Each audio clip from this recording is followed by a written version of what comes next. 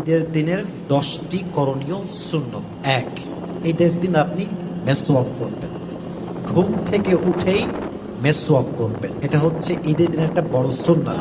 2, ঈদের দিন বাহিরে বের হওয়ার আগে অর্থাৎ ঈদগাহে যাওয়ার আগে এটা সুগন্ধি ব্যবহার করবেন। 3 নম্বর হচ্ছে ঈদের দিন গোসল করা, তবে এটা ঈদগাহে যাওয়ার আগে করা উত্তম। 4 নম্বর সুন্নাত হচ্ছে ঈদের দিন ঈদগাহে যাওয়ার পূর্বে কিছু একটা মুখে দিয়ে যাওয়া খাবার খেয়ে যাওয়া উত্তম।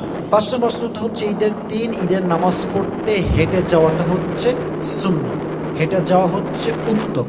তবে একটা বিষয় খেয়াল রাখবেন, যাবেন এক রাস্তা দিয়ে, আসবেন আর এক রাস্তা দিয়ে, এটা হচ্ছে একটা সুন্নতের আমল, এটা হচ্ছে 6 নাম্বার, ঈদের দিন ঈদগাহে যাওয়ার সময় মাথা নিচু করে যাওয়া উত্তম এবং মাথা নিচু করে আমরা সকলেই তাকবীর পাঠ করব। তাকবীরটা হচ্ছে আল্লাহু আকবার, আল্লাহু আকবার, লা ইলাহা ইল্লাল্লাহু আল্লাহু আকবার, আল্লাহু আকবার ওয়ালিল্লাহিল হামদ। এই তাকবীরটা পড়তে পড়তে আমরা ঈদগাহে যাওয়ার ট্রাই করব। রাজি আছেন তো ইনশাআল্লাহ?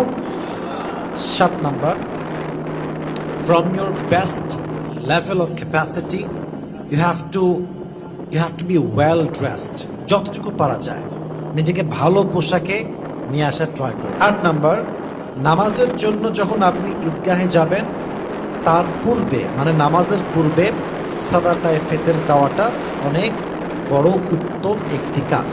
যদি আপনি তখন না করতে পারেন তাহলে কিন্তু আপনার সাদাকাটা আদায় হবে না ফিতর হিসেবে। আমি আগেও বলেছি ঈদের নামাজ আগে যে ফিতরা আদায় করবে এটা হবে তার ফিতরা অনুযায়ী, অর্থাৎ এটা তার ফিতরা হিসেবে কবুল করা হবে। যদি ঈদের নামাজের পরে সে দান করে এটা ফিতরা হবে না, এটা হবে সাধারণ একটা দানের মতো। অতএব ট্রাই করবেন আগেই দান করার জন্য। রাজি আছেন তো ইনশাআল্লাহ?